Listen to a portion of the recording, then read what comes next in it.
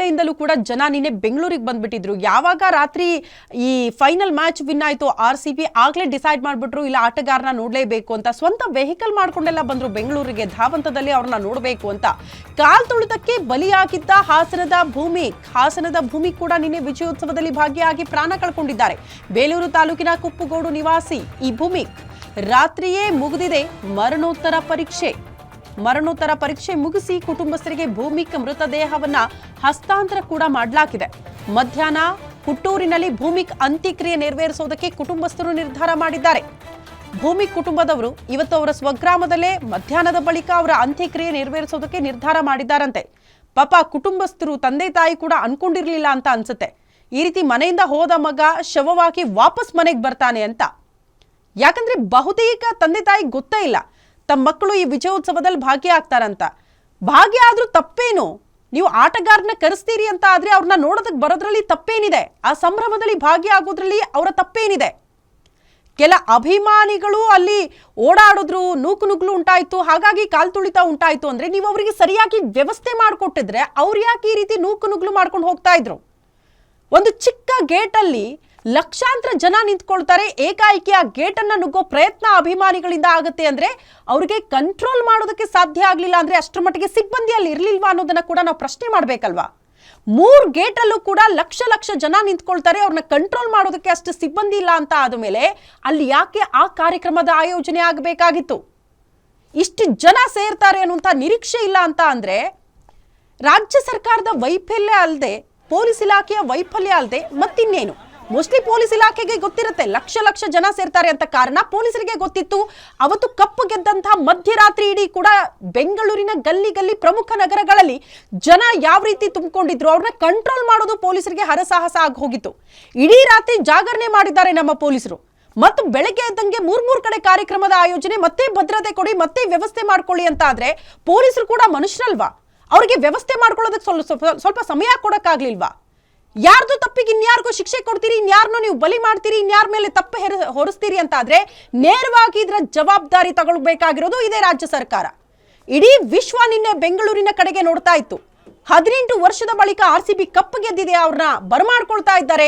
ಇಲ್ಲಿನ ಅಭಿಮಾನಿಗಳ ಪ್ರೀತಿ ಎಂತದ್ದು, ಅವರ ಅಭಿಮಾನ ಎಂತದ್ದು, ಯಾವ ರೀತಿ ರಾಜ್ಯ ಸರ್ಕಾರ ಇದನ್ನ ಹ್ಯಾಂಡಲ್ ಮಾಡುತ್ತೆ ಅಂತ ಬರೀ ನಮ್ಮ ದೇಶ ಅಲ್ಲ, ದೇಶ ಬಿಟ್ಟು ವಿದೇಶದಲ್ಲಿದ್ದಂಥ ನಮ್ಮ ಭಾರತೀಯರು ಕೂಡ ಈ ಕಡೆ ನೋಡ್ತಾ ಇದ್ರು.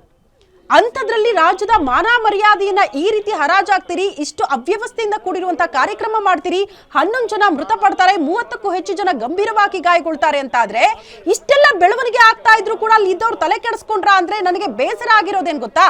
ಅಷ್ಟು ಜನ ಸಾಯ್ತಿದಾರೆ ಇಲ್ಲಿ ವೇದಿಕೆ ಮೇಲೆ ಅವರ ಖುಷಿ ನೋಡೋದಕ್ಕೆ ಆಗ್ತಾ ಇರ್ಲಿಲ್ಲ. ಮತ್ತೆ ಅಲ್ಲಿ ಕಪ್ಪಿಗೆ ಮುತ್ತಿಕ್ಕೋದೇನು ಗೃಹ ಸಚಿವರು ಡಾಕ್ಟರ್ ಜಿ ಪರಮೇಶ್ವರ್ ಅವರು, ಈ ವ್ಯವಸ್ಥೆಯನ್ನ ನೋಡ್ಕೊಳ್ಬೇಕಾದವರು, ಈ ಸಾವಿಗೆ ನ್ಯಾಯ ಸಿಗೋ ರೀತಿಯಲ್ಲಿ ಹೋರಾಡಬೇಕಾದವರು, ಧ್ವನಿ ಎತ್ತಬೇಕಾದವರು, ನೀವು ವೇದಿಕೆ ಮೇಲೆ ಖುಷಿಯಾಗಿದ್ರಿ ನಿನ್ನೆ. ನನ್ನ ಮಗನ ಇವತ್ತು ಕಳಿಸ್ಕೊಡಿ ಸರ್. ಒಬ್ಬನೇ ಮಗ ಸರ್, ಚಿನ್ನ ಸಾಕಿದಂಗೆ ಸಾಕಿದ್ದೆ ಸರ್. ಏನು ಮಾಡಲಿ ಸರ್? ಬೆಳಿಗ್ಗೆ ಹೇಳ್ದೆ ಕೇಳ್ದೆ ಮುಖನೂ ನೋಡಿಲ್ಲ ಸರ್. ನಾನು ಅವ್ರನ್ನ ಹೇಳ್ದೆ ಹೋದ ಸರ್. ಅಯ್ಯೋ, ಕಳಿಸ್ಕೊಡಕ್ಕೆ ಏನಾದ್ರು ವ್ಯವಸ್ಥೆ ಮಾಡಿ ಸರ್. ನನಗೆ ಏನೂ ಬೇಕಾಗಿಲ್ಲ ಸರ್. ನಾನು ನಿಮ್ ಪರವಾಗಿದ್ದೀನಲ್ಲ ಸರ್. ಯಾರು ನಾರಾಯಣ ಸ್ವಾಮಿ ಸರ್, ನನ್ನ ಕಳಿಸ್ಕೊಡಿ ಸರ್. ಅವ್ರು ನನ್ನ ಮಗನ ಕಳಿಸ್ಕೊಡಿ. ಚಿನ್ನ ಸಾಕಿದ್ದೆ ಸರ್. ನನಗೆ ಅವದೇ ಇದಾಗಿದ್ದ ಸರ್ ಅಸಕ್ ಸರ್. ಈ ಜೀವನ ಬೇಕ ಸರ್. ಬೆಳಗ್ಗೆನೂ ಅವ್ರ ಮುಖ ನೋಡ್ಲಿಲ್ಲ ಅಸಕ್ ಸರ್. ಬೆಳಗ್ಗೆನೂ ನನ್ನ ಮುಖ ನೋಡಿಲ್ಲ. ಈ ಹೆಂಗೂ ಇಲ್ಲೇ ಆಗೋಗಿದೆ ಸರ್. ಈ ಕರ್ಕೊಂಡು ಹೋಗ್ತೀನಿ, ಕಳಿಸ್ಕೊಡಿ ಸರ್. ನನ್ನ ಇವತ್ತೇ ಬೇಕು, ಇವತ್ತೇ ಕರ್ಕೊಂಡು ಹೋಗ್ತೀನಿ ನಾನು. ನೀವು ಇಲ್ಲಿ ನಾಳೆ ಅವನಿಗೆ ಪೋಸ್ಟ್ ಬಟನ್ ಏನು ಬೇಡ ಸರ್. ಆಗೋಗ್ಬಿಟ್ಟಿದೆ. ನನ್ನ ಮಗನ್ನ ಕಳಿಸ್ಕೊಡಿ ದಯವಿಟ್ಟು. ಅದೊಂದು ರಿಕ್ವೆಸ್ಟ್ ಮಾಡ್ಕೊಂತೀನಿ. ನೀವು ಇಲ್ಲಿಟ್ಟು ಅವನ್ನ ಅಲ್ಲಿ ಮರಗಿಸಿ ನನ್ನನ್ನು ಇಲ್ಲಾಗಿ ನಾವು 1 ಅವರ್ ಬಿಟ್ಟು ಅವನು ಇರ್ತಿರ್ಲಿಲ್ಲ. ಒಬ್ಬ ಮಗನ ಸಾಕೊಂಡಿದ್ದೀನಿ. 22 ವರ್ಷ ಅವನಿಗೆ ತುತ್ತು ಕೊಟ್ಟು ಸಾಕಿ ಇವತ್ತು ನಿಮ್ಮ ಒಂದು ಧೋರಣೆಯಿಂದ ಇಲ್ಲಿ ಬೀದಿನಲ್ಲಿ ಹೆಣ ಆಗಕ್ಕೆ ಮಾಡ್ಬಿಟ್ಟೆ.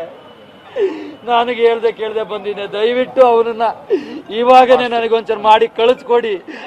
ಆಗೋಗ್ಬಿಟ್ಟಿತ್ತೆ, ಬರೋದು ಹೋಗೋದು. ನಿಮಗೆ ಎಷ್ಟು ಕೋಟಿ ಜನಗಳಿದ್ದಾರೆ, ನನಗಾಗಲ್ಲ.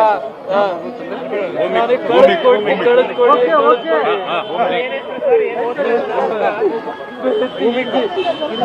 ಮಾಡ್ತಾ ಇದ್ದಾನೆ, ಇಂಜಿನಿಯರಿಂಗ್ ಮಾಡ್ತಾ ಇದ್ದಾನೆ. ಒಬ್ಬನೇ ಮಗ, ಫಸ್ಟ್ ಇಯರ್ ಅಲ್ಲ, ಫಸ್ಟ್ ಇಯರ್ ಆಗಿ ಸೆಕೆಂಡ್ ಇಯರ್ ಹತ್ತಕ್ಕೆ ಸರ್, 2ನೇ ವರ್ಷದ ಇಂಜಿನಿಯರ್.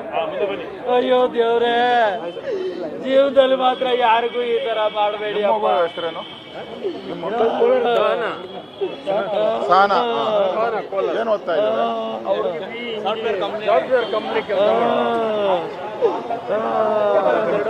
ಅಯ್ಯೋ, ಇವತ್ತೇ ಬೇಕು, ಇವತ್ತೇ ಕರ್ಕೊಂಡು ಹೋಗ್ತೀನಿ ನಾನು.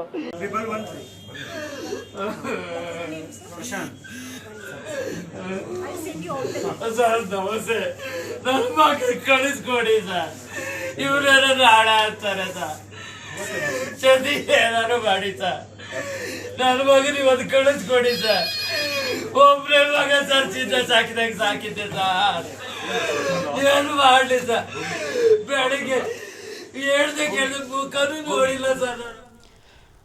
ಈ ಬಗ್ಗೆ ಮತ್ತಷ್ಟು ಡೀಟೇಲ್ಸ್ ಅನ್ನ ಕೊಡ್ತಾ ಹೋಗ್ತಾರೆ ನಮ್ಮ ಪ್ರತಿನಿಧಿ ಚೇತನ್ ದೂರವಾಣಿ ಸಂಪರ್ಕದಲ್ಲಿ. ಚೇತನ್, ತಂದೆ ತಾಯಿ ಗೋಳಾಟ ನೋಡಕ್ಕಾಗ್ತಿಲ್ಲ, ಕೈ ತುತ್ತು ತಿನಿಸಿ 22 ವರ್ಷ ಸಾಕಿದೀವಿ, ಮಗನ್ನ ಬಿಟ್ಟಿರಕ್ಕಾಗಲ್ಲ, 1 ಅವರ್ ಕೂಡ ಬಿಟ್ಟಿಲ್ಲ ನಾವು ಅಂತ